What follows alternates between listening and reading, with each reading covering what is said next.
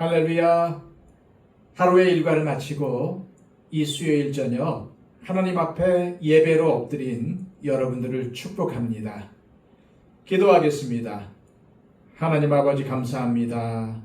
오늘 우리에게 새로운 날을 주시고 또 지금까지 지켜주셔서 우리로 하여금 이 수요일 저녁 예배의 자리에 엎드리게 하심을 감사합니다. 하나님, 오늘도 겸손히 주님 앞에 예배합니다. 오늘도 이 예배를 통해서 우리를 만나주시고 무엇보다 주시는 말씀을 통해서 하나님의 귀하신 뜻을 잘 듣고 깨달아 알게 하여 주시옵소서. 그리고 그 뜻을 행하며 살아갈 때에 말씀의 능력이 우리의 삶을 주장하게 하여 주시옵소서. 이 예배의 시종을 온전히 성령 하나님께 맡겨드리며 예수 그리스도의 이름으로 기도하옵나이다. 아멘. 다 함께 찬송가 413장 찬양 드립니다.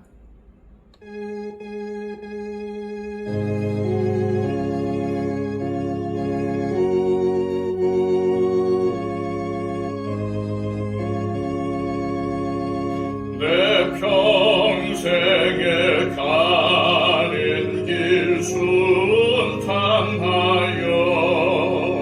늘 잔잔한 강 같든지 큰 풍파로 무섭고 어렵든지 나의 영혼은 늘 편하다.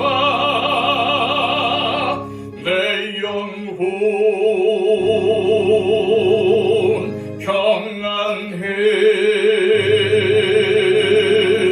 내 영혼 평안해. 점막이는 우리를 삼키려고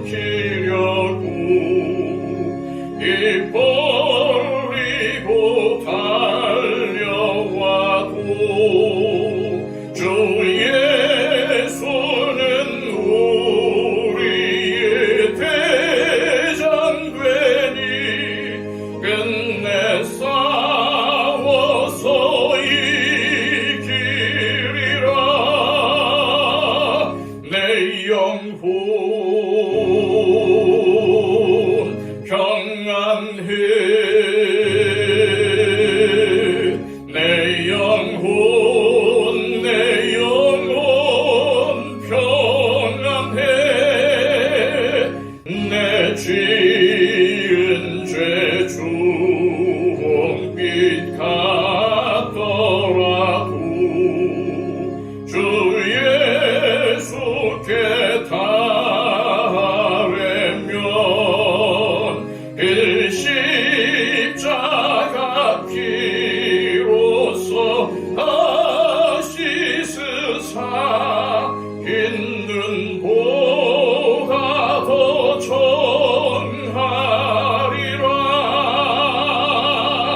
내 영혼 평안해. 내 영혼 평안해.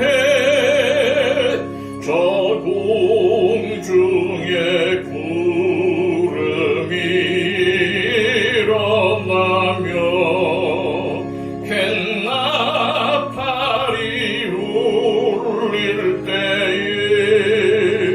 주 오셔서 세상을 심판내도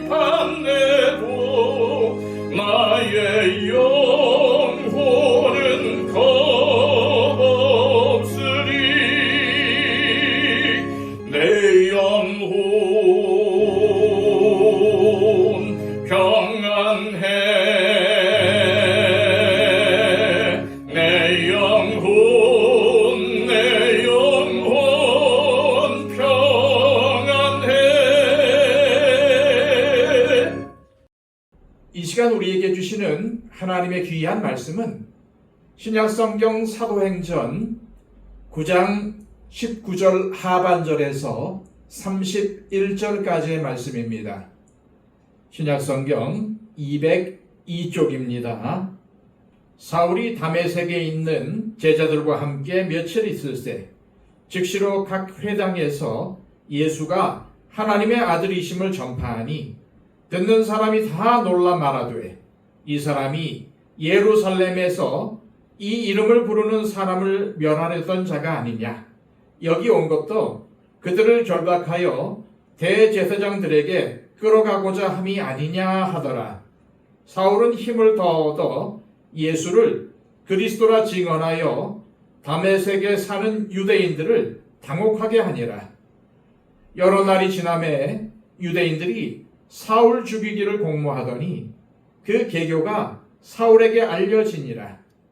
그들이 그를 죽이려고 밤낮으로 성문까지 지키거늘 그의 제자들이 밤에 사울을 광주리에 담아 성벽에서 달아내리니라. 사울이 예루살렘에 가서 제자들을 사귀고자 하나 다 두려워하여 그가 제자됨을 믿지 아니하니 바나바가 데리고 사도들에게 가서 그가 길에서 어떻게 주를 보았는지와 주께서 그에게 말씀하신 일과 다메섹에서 그가 어떻게 예수의 이름으로 담대히 말하였는지를 전하니라.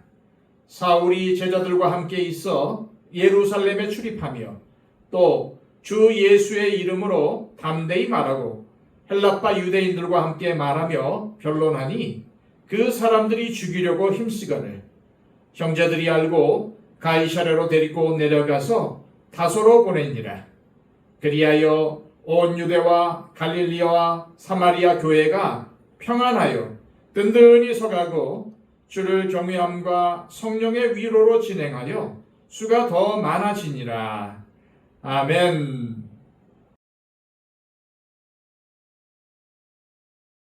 사랑하는 여러분, 우리가 매일 아침 눈을 뜨며 마주하는 일상을 잠시 떠올려 보시기를 바랍니다. 아침에 일어나 세수를 하고 거울 앞에 서서 로션을 바르거나 립스틱을 바르는 시간. 너무나도 익숙한 그 시간에 내일도 내가 로션을 바를 수 있을까? 내일도 내가 립스틱을 바를 수 있을까? 생각하는 사람은 단 한 사람도 없을 것입니다. 하지만 오늘 내가 바르는 이 로션을 내일도 바를 수 있을 것이라는 보장이 우리에게 있을까요?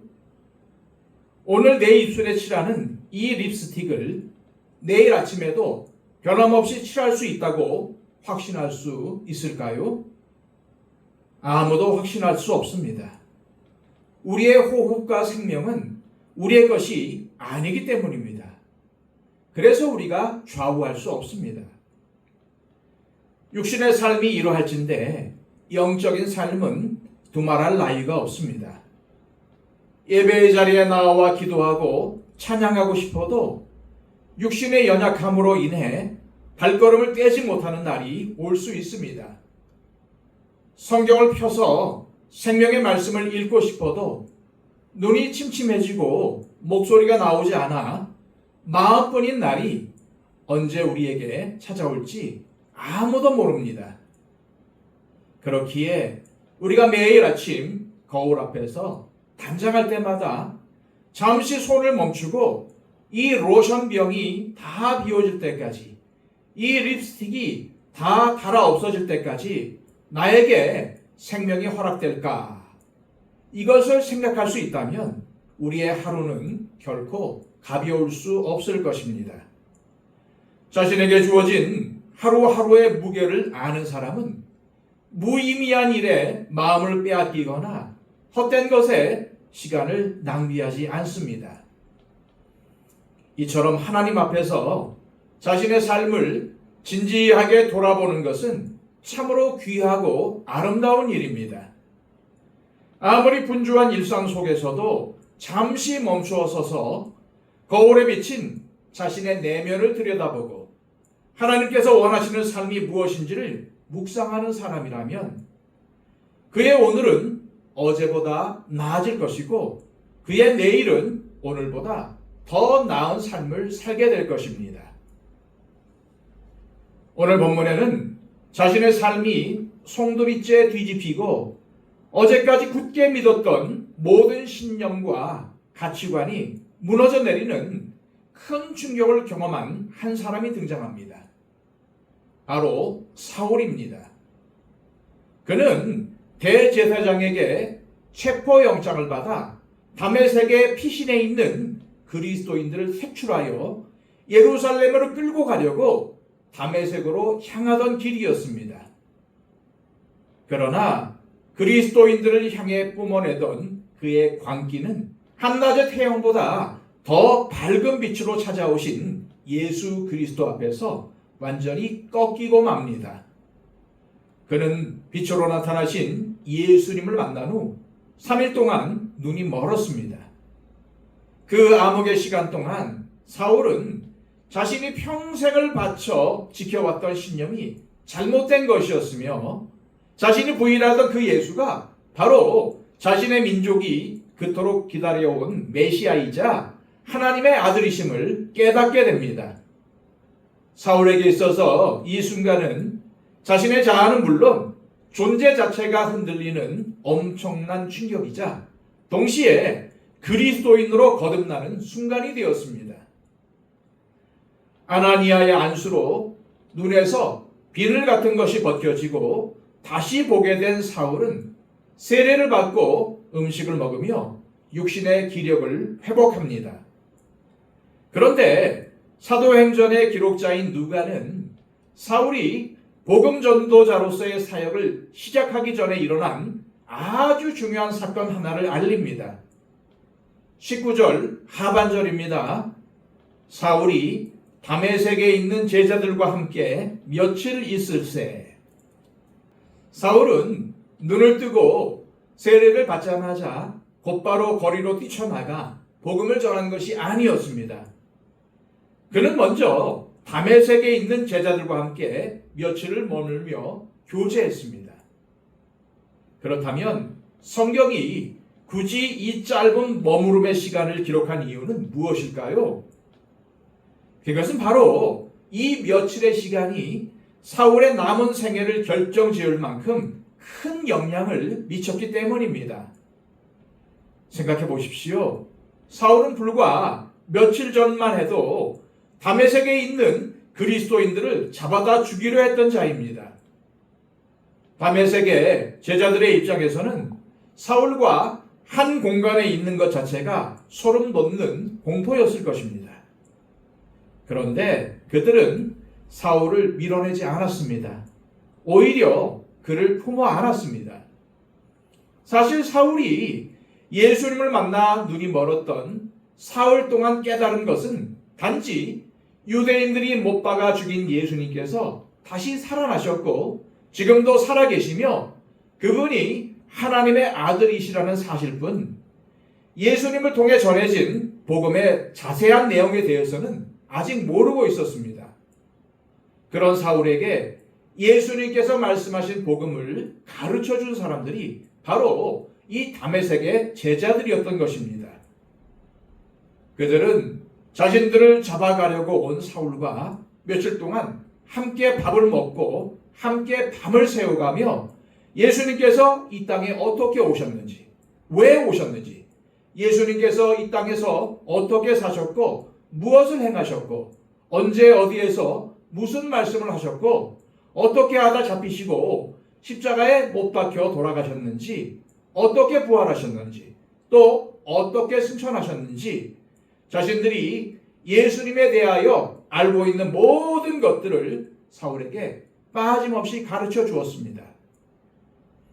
박해자를 형제로 받아들인 다메섹의 제자들의 따뜻한 사랑과 복음에 대한 가르침이 훗날 위대한 이방인의 사도가 된 바울의 신학적 기초와 목회적 토양이 된 것입니다. 이처럼 한 사람의 영혼이 변화되고 세워지는 데에는 반드시 누군가의 따뜻한 위로와 기도가 필요합니다.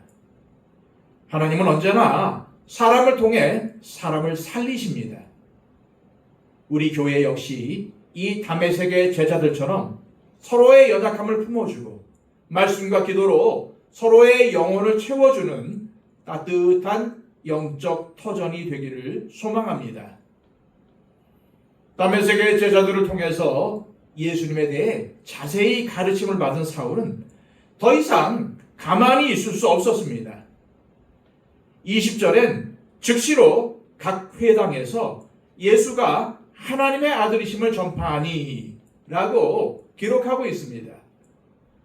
며칠 전까지 예수 믿는 자들을 박해하던 사람이 갑자기 돌변하여 회당 한가운데 서서 예수가 하나님의 아들이십니다. 그분이 우리의 구원자이십니다. 라고 선포하기 시작한 것입니다.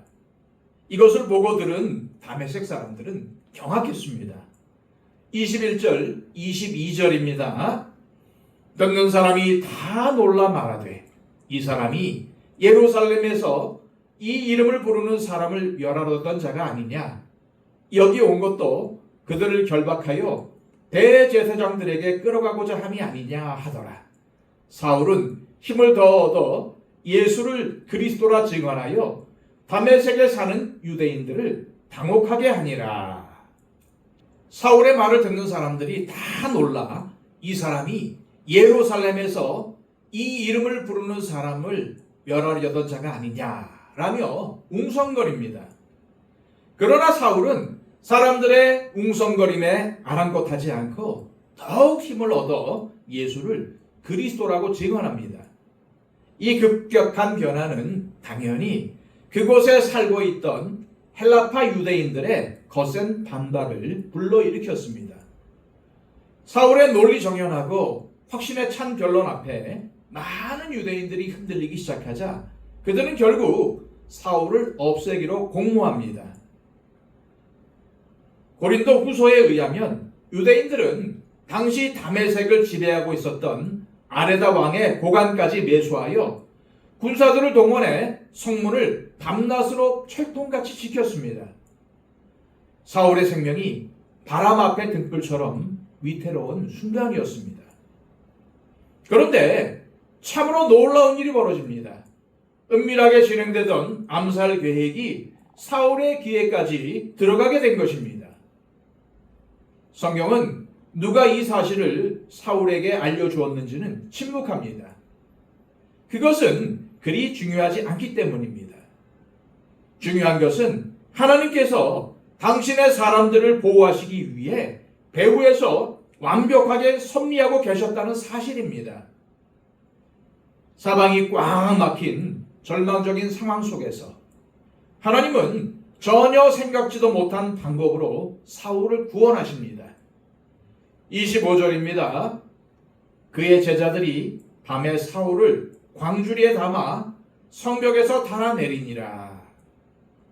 로마 시민으로 그리고 대제사장의 체포영장을 들고 당당하게 다메섹에 입성했던 유대인 중에 유대인이요 바리새인 중에 바리새인 사울이 칠흑 같은 어둠 속에서 초라한 광주리에 담겨 성벽을 몰래 내려가고 있습니다.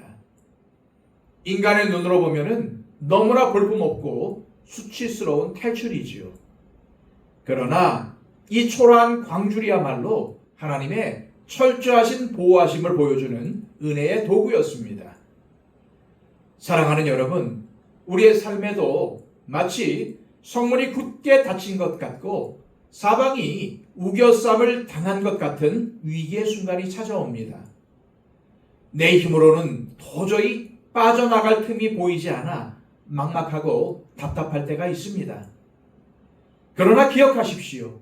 우리 주변에, 아니 이 세상의 모든 문이 닫혀도 하늘을 향한 문은 언제나 열려 있습니다. 그리고 주님은 언제든지 문이 없는 곳에 문을 내십니다. 주님은 우리가 상상하지 못하는 방법으로 때로는 초라하고 투박한 광주리 하나를 통해서라도 우리를 건져내시고 인도하십니다.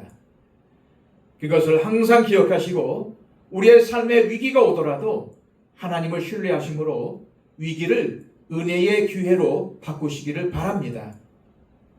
광주리를 타고 다메섹을 탈출한 사울은 그 길로 예루살렘으로 향합니다. 그가 예루살렘으로 간 이유는 단 하나, 그곳에 있는 주님의 제자들과 교제하며 복음을 위해 살고 싶었기 때문입니다. 박해자에서 전도자로 변화된 자신의 모습을 나누며 함께 기뻐하고 싶었을 것입니다. 그러나 예루살렘 교회의 반응은 차가웠습니다. 제자들은 사울을 두려워했고 그가 회심했다는 사실조차 믿어주지 않았습니다. 이것이 혹시 우리를 일망타진하려는 사울의 교묘한 술책은 아닐까 하는 의심의 눈초리로 그를 밀어냈습니다. 이러한 차가운 반응에 사울이 얼마나 실망하고 낙심이 되었겠습니까? 목숨을 걸고 다메섹에서 도망쳐 왔는데 자신을 반겨줄 것이라고 믿었던 예루살렘의 제자들에게 철저히 외면당하는 상황이 된 것입니다. 바로 이 순간에 한 사람이 홀연히 사울 곁으로 다가와 도움의 손길을 내밉니다. 그 사람은 바로 위로의 아들이라는 별명을 가진 바나바였습니다. 27절을 보면은 바나바가 사울을 데리고 사도들에게 갑니다. 그리고 사울이 길에서 어떻게 주님을 만났는지, 주님께서 그에게 어떤 말씀을 하셨는지, 그리고 다메섹에서 그가 얼마나 목숨을 걸고 담대히 예수의 이름을 전했는지를 아주 상세하게 대변해 줍니다. 바나바가 도대체 어떻게 사울의 모든 사연을 이토록 자세히 알고 있었을까요? 성경은 그 과정에 대해서 자세히 설명해 주지 않습니다. 그러나 이 여백 속에서 우리는 하나님의 세밀하신 손길을 발견하게 됩니다. 하나님은 사울이 외면당하고 자신을 믿어줄 사람은 자신 주변에 아무도 없다고 느낄 그 순간을 위해서 바나바라는 따뜻한 동역자를 미리 준비해 두시고 계셨던 것입니다. 바나바의 진심 어린 보증과 도움 덕분에 굳게 닫혀 있었던 예루살렘에 있는 제자들의 마음의 문이 열렸습니다. 그리고 사울은 제자들과 함께 출입하며 교제하는 큰 기쁨을 누리게 됩니다. 이윽고 자신도 예루살렘 제자 공동체의 일원이 되었다는 사실에 용기를 얻은 사울은 예수님을 담대히 선포하며 헬라파 유대인들과 토론까지 벌입니다. 그러자 헬라파 유대인들은 사울을 죽이려고 힘씁니다. 우리가 무엇인가를 열심히 하는 것도 중요하지만 무엇에 열심을 내는지를 잘 봐야 합니다. 헬라파 유대인들은 사울을 죽이려고 열심을 내고 있습니다. 결론으로 사울을 당할 수가 없어서 그런 것입니다. 그런데 이것이 어디서 많이 보던 장면이 아닙니까? 불과 몇 장 앞으로 가보면 바로 이런 일을 하던 사람이 스데반이었습니다. 스데반이 헬라파 유대인들과 변론하며 예수님을 증언하던 바로 그 자리. 그래서 그것이 빌미가 되어서 순교까지 당했는데 바로 그 자리에 지금 사울이 서 있는 것입니다. 이것이 무슨 의미일까요? 내가 전에는 예수님을 부인하고 교회를 박해했는데 이제 나는 예수님 때문에 죽어도 상관없다라는 마음으로 변론한 것입니다. 하지만 하나님의 생각은 사울의 생각과 달랐습니다. 사울은 이방인을 위한 그릇으로 택함받은 자였기에 아직 예루살렘에서 순교할 때가 아니었던 것입니다. 이때 하나님은 또다시 이름이 알려지지 않은 형제들을 동원하십니다. 형제들이 사울의 암살 계획을 알아채고 사울을 보호하여 가이사랴로 데리고 내려가 배를 태워 그의 고향인 다소로 피신시킨 것입니다. 오늘 본문을 가만히 들여다보면 사울, 곧 이방인의 사도인 바울이 세워지는 과정 속에 얼마나 많은 사람들의 희생과 도움이 있었는지를 알 수 있습니다. 19절에 보면 사울은 다메섹에 있는 제자들로부터 예수님에 대해 듣고 배웠습니다. 25절에 보면 그의 제자들, 다메섹의 그리스도인들이 그가 다메섹에서 탈출하도록 도와주었습니다. 27절에서는 예루살렘의 제자들을 만날 수 없는 상황에서 바나바의 도움을 받았습니다. 그뿐만 아닙니다. 28절에서는 이름도 안 나오는 제자들이 사울과 교제하며 그가 예수님을 더 잘 믿을 수 있도록 도와주었습니다. 그리고 이제 30절의 형제들이 유대인들의 악한 계획을 미리 알고 가이사랴까지 동행하며 사울을 보호해 주었고 거기서 배를 태워 그의 고향 다소로 보내주었습니다. 하지만 이런 일들이 사울에게 우연히 일어난 것이 아닙니다. 사울이 이제는 내가 정말 주님을 위해 살겠다. 내 목숨도 아깝지 않다라고 마음을 정하고 복음을 전파하니까 주님께서 이처럼 주변에 많은 도움의 손길들을 붙여주신 것입니다. 이처럼 하나님은 우리가 주님을 향해 마음을 정하고 믿음으로 나아가려 할 때에 결코 우리를 홀로 내버려 두시지 않으십니다. 앞이 보이지 않는 칠흑 같은 어둠 속에서도 우리의 앞길을 인도하시며 우리가 생각지도 못한 사람들을 붙여주시고 보이지 않는 손길로 우리의 걸음을 보호하십니다.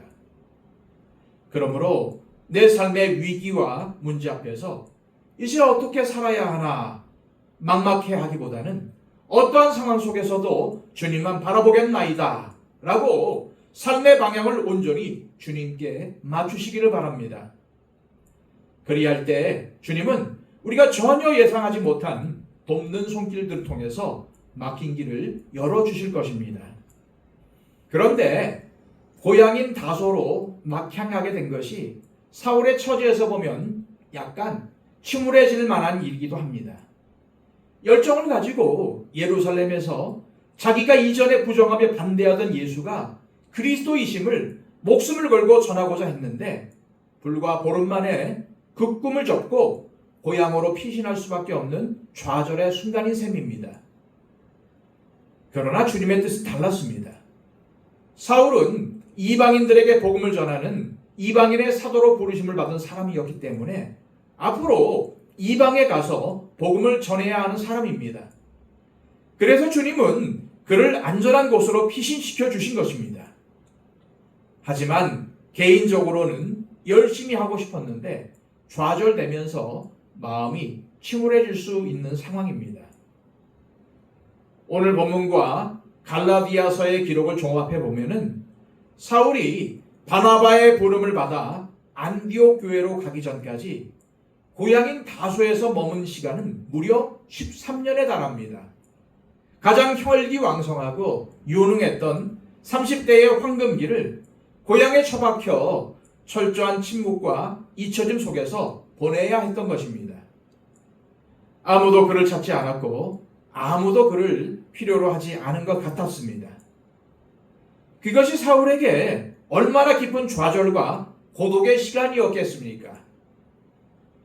하지만 사울은 이 13년의 기나긴 기다림의 시간을 원망과 불평으로 낭비하지 않았습니다. 그는 이 13년의 세월을 보내는 동안 자신의 내면을 철저히 말씀으로 채웠습니다. 구약 성경을 다시 읽으며 자신이 믿어왔던 유대교의 한계를 뼈저리게 깨닫고 자기 민족이 그토록 기다리던 메시아가 바로 십자가에 달리신 예수 그리스도이심을 구속사적인 관점에서 정립해 나갔습니다. 신약 성경에 바울이 기록한 서신서에 담긴 그 깊고 오묘한 진리들은 바로 바울이 이 13년이라는 시간 동안 깎이고 다듬어진 결과입니다. 우리 중에도 다소에서의 사울처럼 사람들에게 잊힌 것 같은 고독한 시간을 보내고 계신 분들이 있을 겁니다. 내 삶은 왜 이렇게 제자리를 맴돌까? 주님은 왜 내 기도를 듣지 않으시고 나를 이 깊은 침묵 속에 내버려 두실까? 하며 탄식하는 분들이 계신다면 사울의 13년을 기억하시길 바랍니다. 하나님 안에서 의미 없는 기다림은 없습니다. 주님은 때로 우리를 철저히 세상 사람들의 관심으로부터 가리시고 홀로 두시어 우리의 심령을 변화시키시고 말씀과 기도로 우리의 속사람을 아름답게 빚어내십니다. 내가 아무것도 할 수 없다고 느끼는 그 침묵의 시간이 실상은 하나님께서 나를 세밀하게 다듬고 계시는 은혜의 시간임을 믿으시길 바랍니다. 이처럼 이방인을 위한 주님의 그릇으로 택함받은 사울이 고향으로 돌아가 성경의 무대에서 퇴장한 상황은 겉보기엔 복음 전파의 큰 손실이자 철저한 실패처럼 보입니다. 교회를 이끌어갈 한 명의 지도자가 사라졌으니 교회가 큰 어려움을 당해야 마땅할 것 같습니다. 그러나 성경은 우리의 예상을 완전히 뒤엎는 놀라운 결과를 내놓습니다.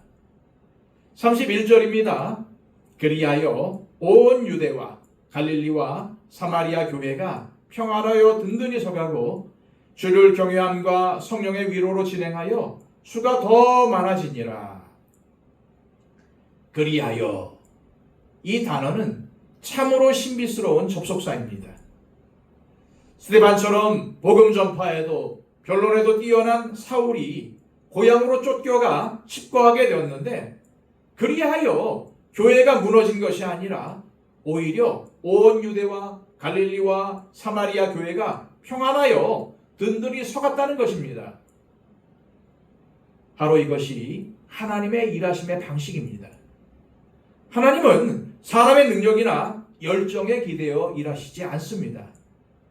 부족하고 연약한 자들을 통해서도, 때로는 누군가의 실패와 좌절을 통해서도 하나님의 선하신 뜻을 한치의 오차도 없이 이루어 가십니다. 바울은 훗날 이 놀라운 그리하여의 섭리를 깨닫고 로마서 8장 28절에서 이렇게 고백을 합니다.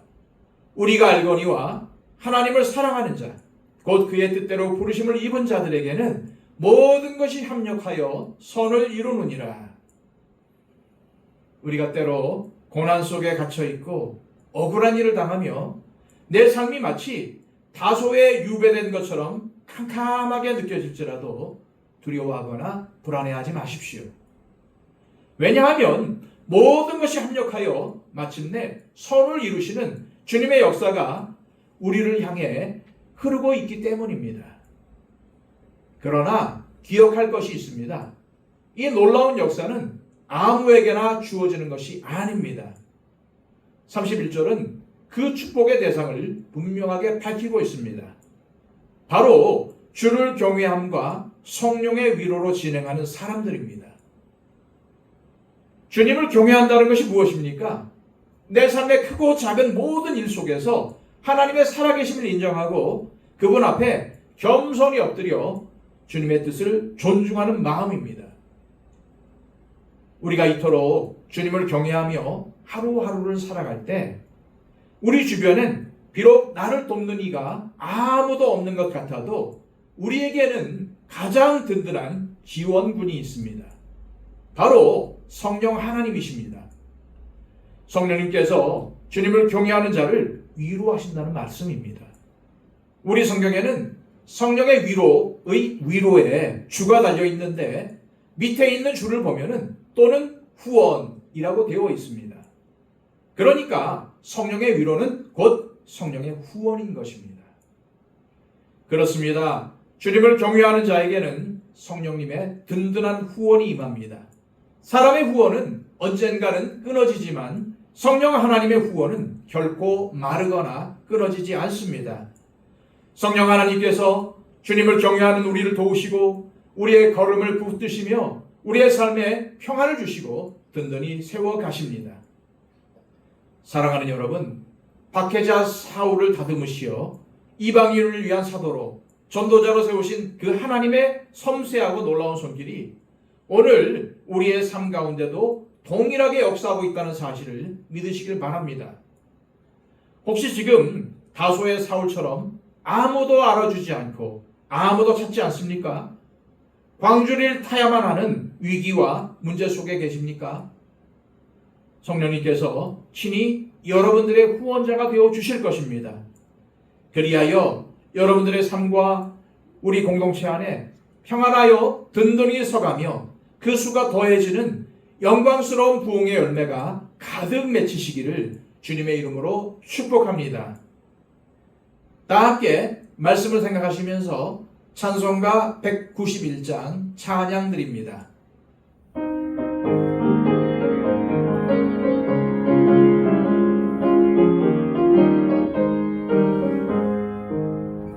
내가 매일 기쁘게 순리의 길에 가는 주의 팔이 나를 안보함이요 내가 주의 큰 복을 받는 참된 비결은 주의 영이 함께함이라 성령이 계시네 할렐루야 함께하시네 좋은 길을 걸으며 밤낮 기뻐하는 것 주의 영이 함께함이라 전내 죄에 빠져서 평안함이 없을 때 예수 십자가의 공로 힘입어 그 발 아래 엎드려 참된 평화 얻으는 주의 영이 함께함이라 성령이 계시네 할렐루야 함께하시네 좁은 길을 걸으며 밤낮 기뻐하는 것 주의 영이 함께함이라 나와 동행하시고 모든 염려하시니 나는 숲의 새와 같이 기쁘다 내가 기쁜 마음으로 주의 뜻을 행하는 주의 영이 함께함이라 성령이 계시네 할렐루야 함께하시네 좁은 길을 걸으며 밤낮 기뻐하는 것 주의 영이 함께함이라 세상 모든 욕망과 나의 모든 정욕은 십자가에 이미 못 박았네 어두운 밤이 지나고 무거운 줄 벗으니 주의 영이 함께함이라 성령이 계시네 할렐루야 함께하시네 좁은 길을 걸으며 밤낮 기뻐하는 것 주의 영이 함께함이라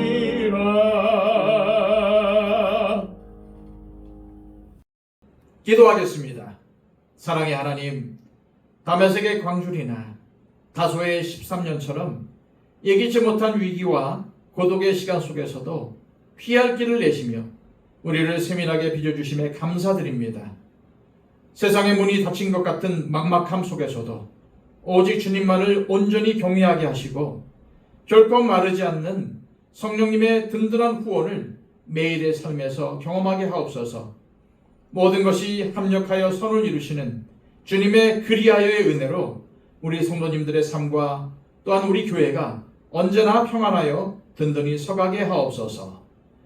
예수 그리스도의 이름으로 기도드립니다. 아멘.